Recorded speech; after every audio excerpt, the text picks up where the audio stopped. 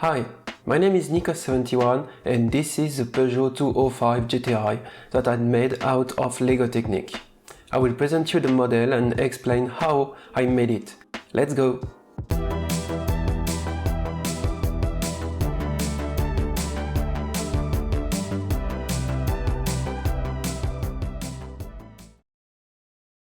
First of all, what is a Peugeot 205 GTI? It is a sporty version of the small 205 car from the French manufacturer Peugeot. It was an answer to the Volkswagen Golf GTI and came first with a 1.6 liter with 105 horsepower, then with a more powerful 1.9 liter for 130 horsepower. Combining the low weight of 880 kg and the sport design with black trim, new wheels and GTI inscription, it makes a very fun car to drive and have strong performance for its time. The 205 is also very popular thanks to the rally version, the T16. Peugeot drivers Vatanen and Timo Solonen won 7 out of the 12th round to give Peugeot its first manufacturer's title in the 1985.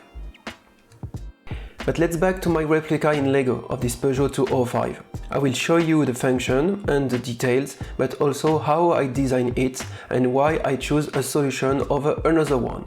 So, this replica is made out of Lego Technic, which means it includes functions such as working suspension, steering and openable elements, but also nice detail and custom sticker from Forward Stickers. As usual, the building instructions are available in 132-page PDF, and the model is also available on Buildamoc, a service to buy a complete package including the Lego genuine parts and the instruction, plus the custom sticker sheet. It is available in red, white, black. All the links are in the description. So, let's move on the presentation of the function. The first is the suspension. The front suspension are double wishbone with disassembled spring from a Lego shock absorber pieces, where the original car have a McPherson suspension. I have chosen this solution for cost saving. Indeed, I could make a McPherson strut at this scale, but I prefer to keep the price of the used part as low as possible. The solution, combined with the track width, does not authorize to have a front drivetrain. That is why the engine is not connected to the front wheel and is only for decorating.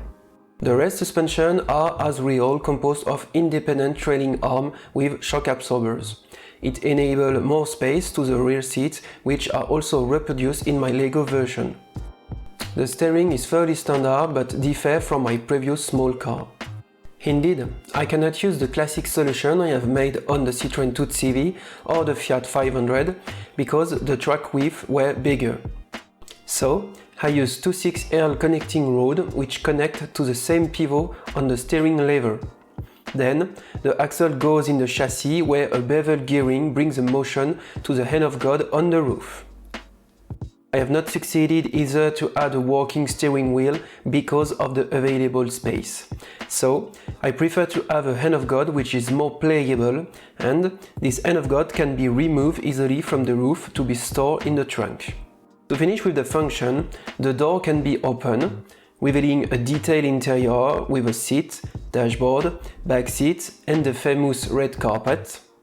The hood can be opened as well, revealing the fake detail engine with the intake cover, the cylinder head and the battery.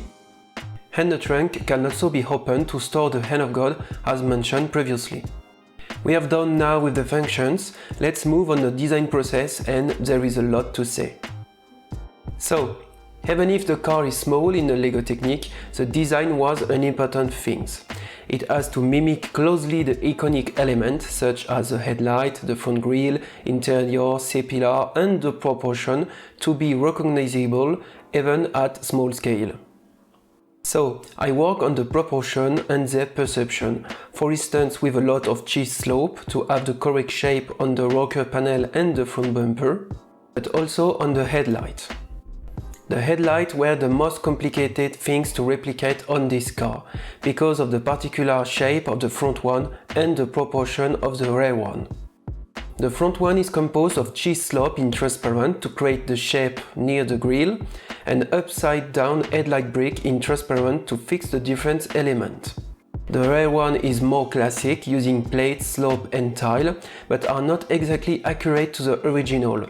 Indeed, they should be narrower and less high, but it is a compromise due to the Lego element. Since the Fiat 500, I work hard on the surface finish to avoid the hole or the strange pin axle color. I will show you how. I use steel to cover the whole of the beam, or choose the correct orientation of the connector and beam to have a clean and smooth surface.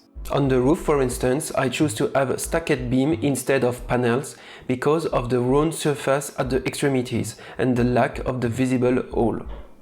On the C-pillar, I use a combination with the elbow pieces to have the correct shape of the window and a mix of wing plate and wingtail to create the particular C-pillar. Let's talk about the interior. The interior had the same approach. As I could not reproduce the detail only with Technic parts, I used plate, tails, slopes to create the correct shape. It's clearly visible in the dashboard, for instance. It is one of the reasons why I cannot connect the steering wheel to the steering arm with a strong building, so I prefer a more detailed one. As I did for my Honda S2000, the car is covered by stickers. With the help of forward sticker, we create a custom sticker sheet which fits very well the exterior and the interior of the car, with the Peugeot emblem, the GTI logo for the side strip, and even 2 stickers to choose the size of the engine. It is always hard to make sticker from a car when you do not have a ready-to-use sheet from a scale model, but it's definitely worth it. So, please tell me, what do you think of this creation? We are now 50,000 on this channel, so I am sure I have a lot to learn from you. We have done for today. Thanks for your attention. If you want more information, please check the link in the description.